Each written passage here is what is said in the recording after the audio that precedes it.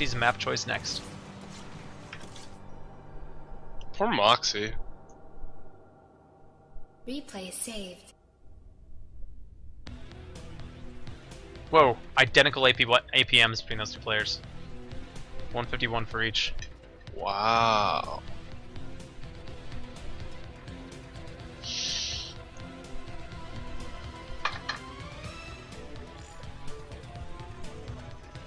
Man, if Moxie's turrets were up just like a minute earlier, he would have been completely fine. And it got away. Apparently the Red Bandit's pause was because of a giant spider in his room. And apparently it got away. So Dude, spiders are like freakiest thing ever. I don't know how you feel about them, but I hate spiders. I don't know. Not sure exactly how I feel about spiders. I I mean, hate bugs. good. As long as they're not dangerous poison spiders, they kill other bugs in your house. And that's good, right? Mhm. So that's it's a plus.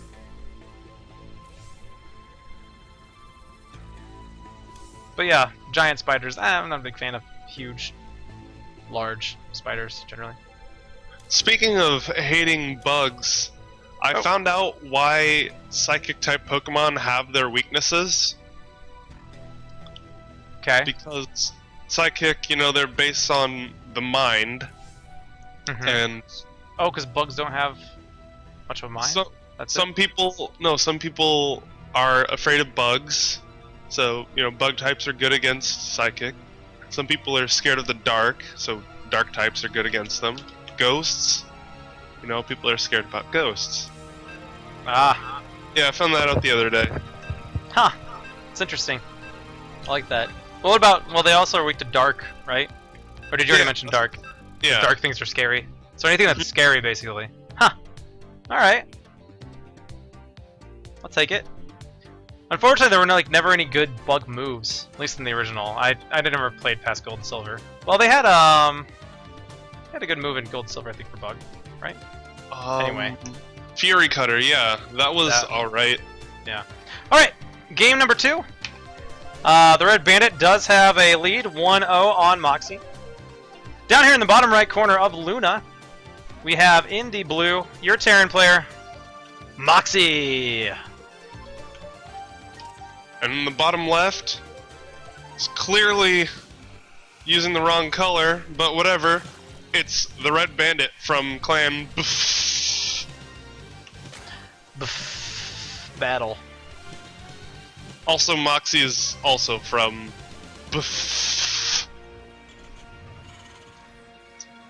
Best clan ever. Man, I want to be in but I'd have to play a lot more Starbow, so I could get into C, and that could be in but I don't play enough Starbow, so I'm in D. No, dude, you should join Lopapa. Was that dog rapper from the Dreamcast? Ropapa No. the rapper? No, No? Lopapa is the Loco Ludicolos. The what? The Loco Ludicolos. I don't know what that means other than crazy something. Someone in the chat's gonna get it, so I'm not even gonna explain it. Okay. I'll have to Google that later. Alright. Back to the game. Nothing interesting is happening.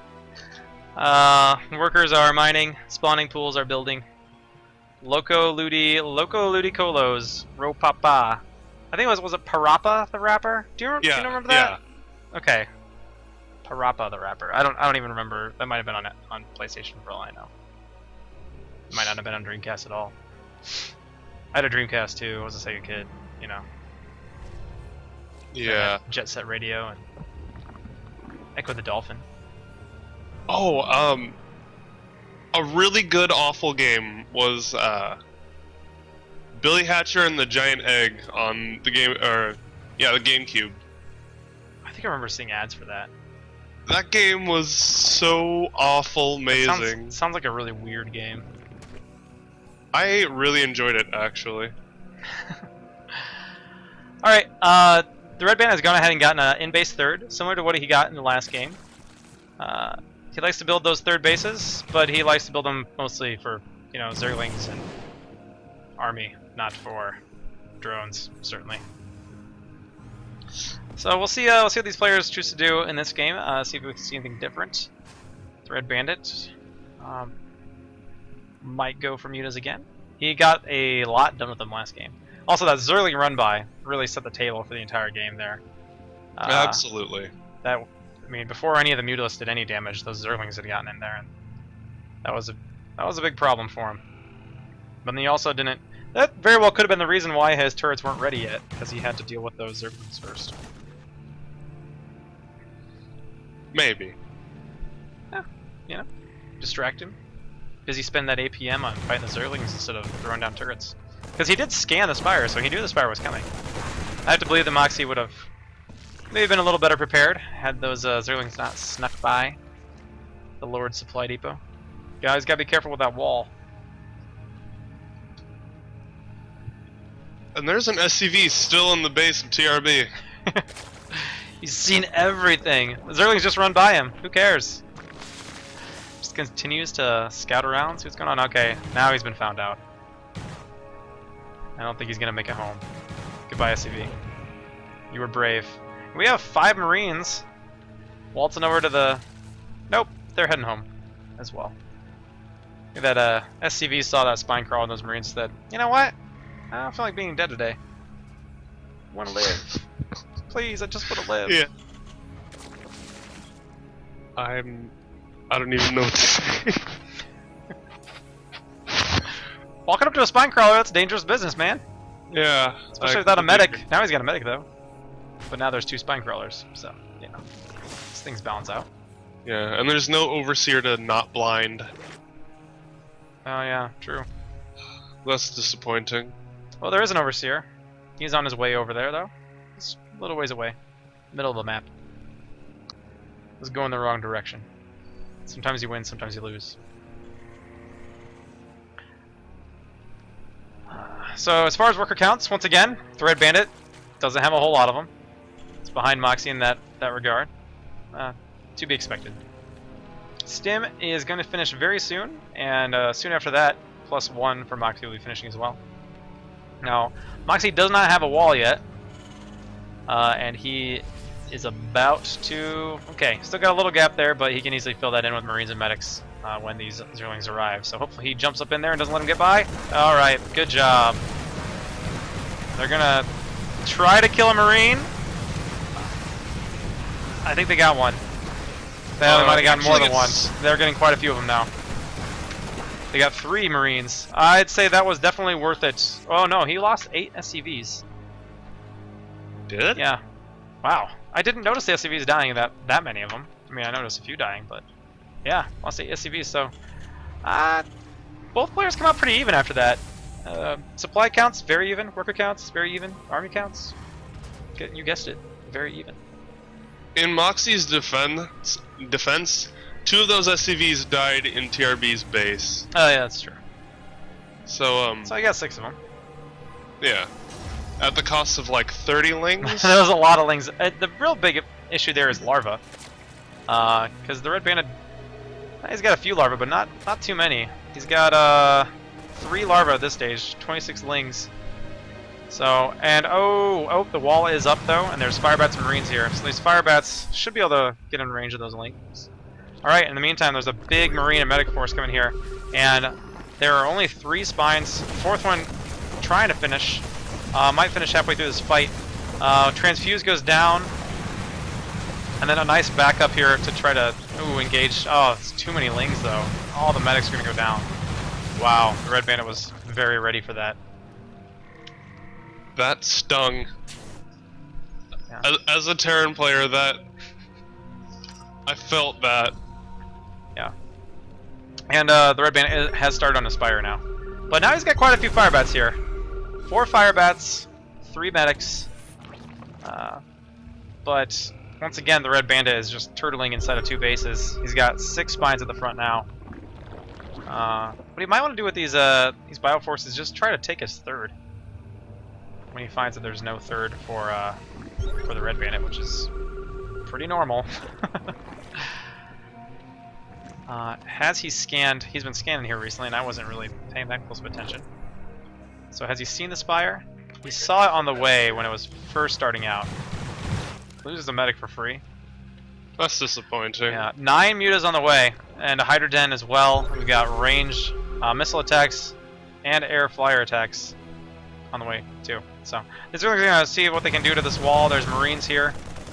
Not worth losing the number of links you would have to lose to get one of those supply depots down. So, and great. I don't know if he saw. Did he see this drone on the way over here? He didn't scan this. Good sense from Moxie. He's gonna take out TRB's third before it goes up. That's really big play. That's really gonna help Moxie out a lot. Now, does he have defenses? He's also got turrets ready for the Mutalisks. So 3 in the natural mineral line, and then he's got a nice zoning wall here in the main. Yeah, and, those turrets actually finished as the mutas popped out. Great timing there. Fantastic. Firebats clean up all these lings. Now the mutas will clean up the Firebats. But overall, Moxie playing a pretty good game. The Red Bandit is too. So the Red Bandit, after losing that distant third, is going to go ahead and take his nearby third. And Moxie's going to feel really safe with this many turrets up. He's trying to work on that 4th and 5th turret. And the 4th one finishes, and yeah, the Red Bandit's going to have to fly away from that. You're just going to lose way too many Mutalisks to make it worth it, trying to engage that mineral line. So I would say he's going overboard on turrets, but well, first of all, he's taking no damage from the Mutalisks, and these mutas are 2,000 minerals and gas that are pretty much wasted. For now, anyway. Yeah. Oh, and he's even invested some more. He's going to be really safe, and then he can just methodically take that third. See, this all these turrets allow him to be aggressive out on the map, which he would not be able to do. If he had only built maybe 2 or 3 turrets in each mineral line, he would have to keep those Marines home. In the meantime, they're going to go over and they're going to start engaging the Red Bandit's natural. Now, the Red Bandit is still getting a lot of worker kills here, but there's a big bio force from Moxie moving over, and he's going to go straight for that third again and deny it again. Now, he has lost quite a few workers now, but he's still not that far behind in workers compared to the Red Bandit. But he's gotta pull a repair or something. He loses another turret. In the meantime, Moxie does clean up the third. But these, despite all of the turrets, the Mutalisks are still getting plenty of work done. Red Bandit finding the holes in the defense. Moxie needs to lift the starport. Lift it? Yeah, or just lose a... Well, Yeah. I mean, it doesn't really matter anymore.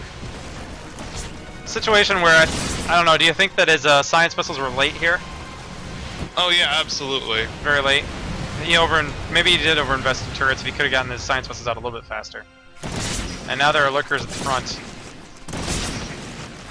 So, the Red Bandit, despite all of the turrets, still manages to take a huge lead in this game. He's got to be careful with those Mutalisks, though. He really can't afford to lose them. He's not so far ahead. I mean, he doesn't have a third up, so he still needs to be careful. He can't afford to just throw the game with by suiciding a bunch of mutas.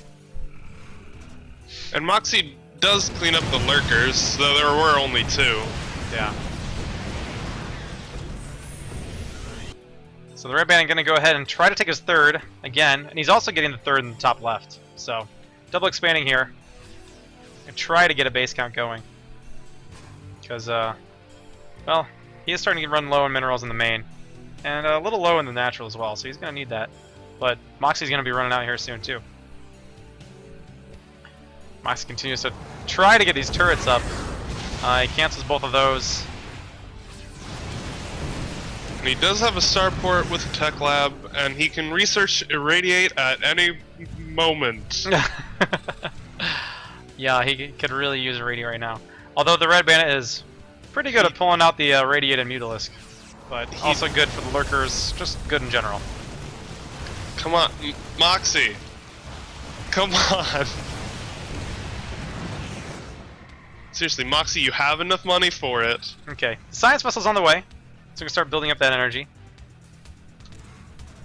So yeah, he's gonna want that irradiate. So I hope he's not forgetting it.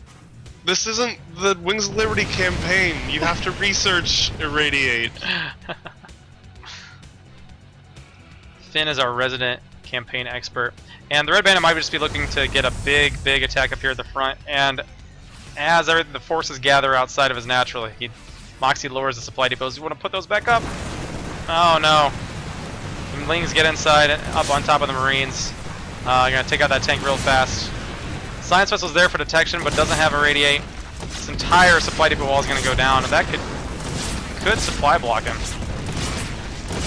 On the bright side, he's finally getting irradiate. Always looking on the bright side.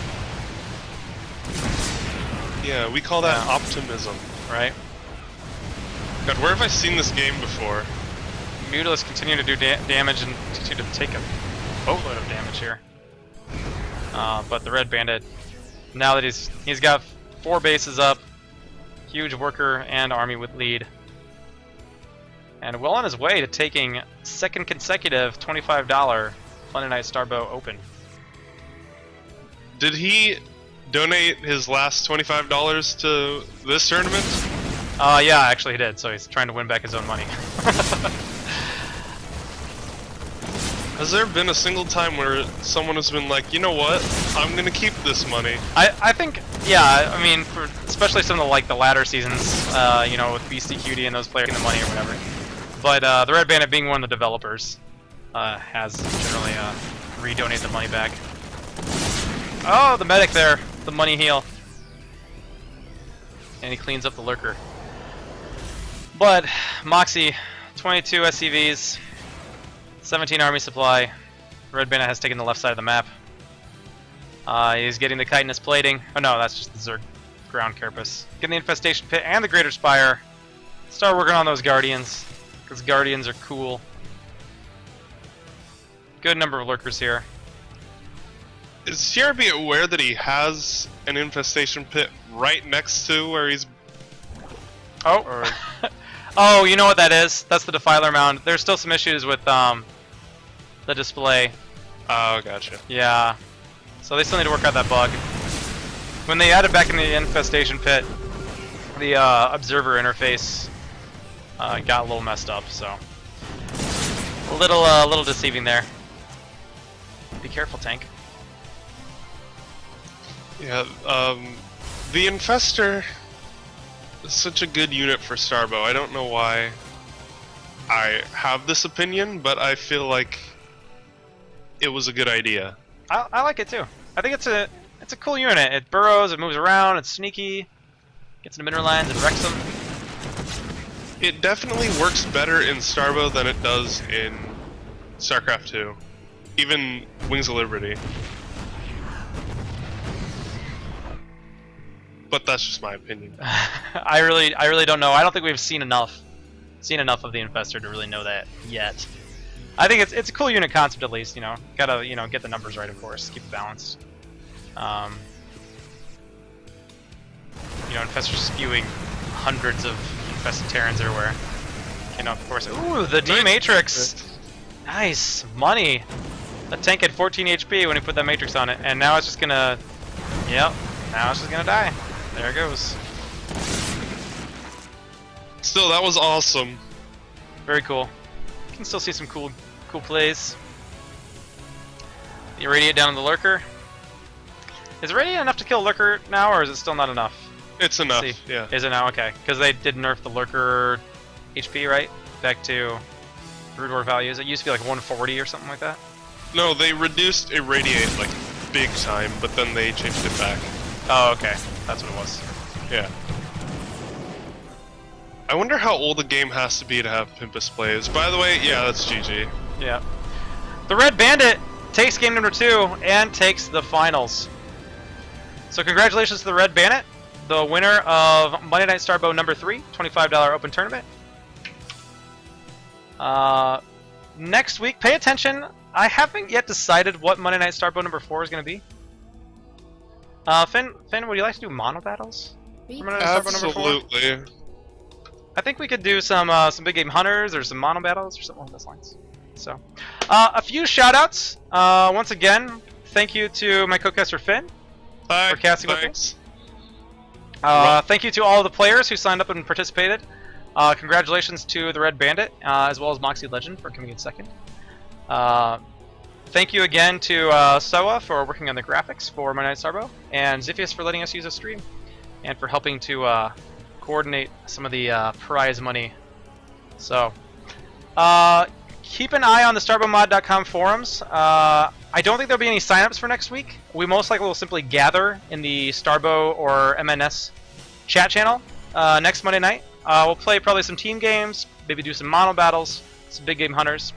2 weeks from now, though, I'll have to look at the calendar. I don't want to promise yet, but at least for now, the schedule is for 2 weeks from now, we will have another $25 Starbo open. So make sure to keep an eye out. Watch the Team Liquid threads. Check out the Starbo subreddit on Reddit. Keep an eye on the StarboMod.com forums. For every Monday Night Starbo event, I do quite a bit of advertising. So just keep an eye out for next week. We'd love to see you guys for some mono battles, some team games, big game hunters, free-for-alls, whatever people would like to do next week. It's just going to be a fun night. So, and we'll come back with another $25 open, and most likely be followed by another DE tournament. So, a lot of cool stuff coming up. Remember, Monday Night Starbo, every week, 7 p.m. Eastern Time, 4 p.m. Pacific, here on SC2 Starbo.